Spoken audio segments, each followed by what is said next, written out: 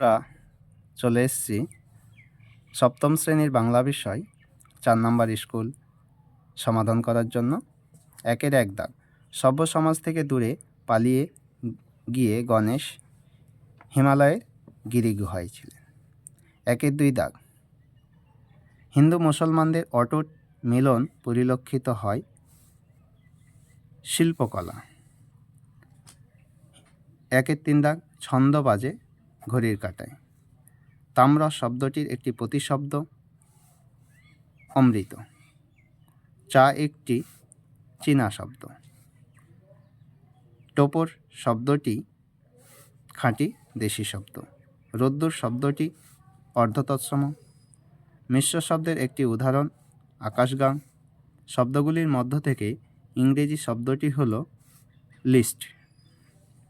2-এর 1 দাগ। আমি পৃথিবীকে বাঁচানোর চেষ্টা করছি। বক্তাকে পাগলা গণেশ। 2-এর 2। পাগলা গণেশের মতে পৃথিবীর বাঁচানোর ওষুধ কী ছিল? কবিতা, ছড়া লিখে আকাশে উড়িয়ে দেওয়া। 2-এর 3। আত্মকথা গল্পটি কার জীবন কথা? রামকিঙ্কর বেইজে। ভুবন বিখ্যাত মিনারিকার নাম কি? 2-এর 5। দেহদাসে শুভ হ্রদে। এখানে দাস কাকে বলা হয়েছে? নোট বই 21 পেজ।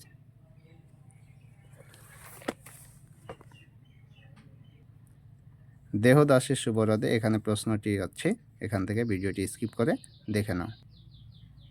মক্ষিকাও গলে না গো, পড়িলে অমৃত হতে। এখানে মক্ষিকা শব্দের অর্থ হচ্ছে মাছি। 2-এর 7। শূন্যস্থান পূরণ করো। গাত্র গাও গা। জ্যোৎস্না শব্দটি কোন মূল শব্দ থেকে এসেছে? তদ্ভব। 2-এর 9। যে কোনো একটি মিশ্র শব্দের উৎস নির্ণয় করো। রেলগাড়ি। রেলগাড়ি বিদেশি এবং তদ্ভব। বাবুয়ানা বিদেশি প্রত্যয়যুক্ত শব্দ। পাণিনি কর্তৃক সংস্কারকৃত ভাষার নাম কি? 2-এর 11। ফসল শব্দটি কোন ভাষা থেকে বাংলা শব্দভাণ্ডারে এসেছে? আরবি। 2-এর 4। মাকুকে চিনে নেওয়া। 3-এর 1। কালিয়ার বনের পথে সোনাটিয়ার সঙ্গে কার সাক্ষাৎ হয়েছিল? ঘড়িওয়ালা। 3-এর 2। মাকু কি দিয়ে তৈরি? ঘড়ির কল দিয়ে তৈরি। 3-এর 3।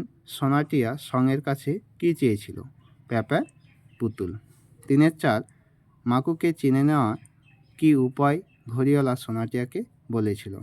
নাকে ডগায় তিল আছে। মাকুকে তৈরি করতে সময় লেগেছিল 17 বছর। 2-এর 6। মাকু নামক তোমাদের পাঠ্যটি কি জাতীয় রচনা? কল্পকাহিনী বিষয়ক রচনা।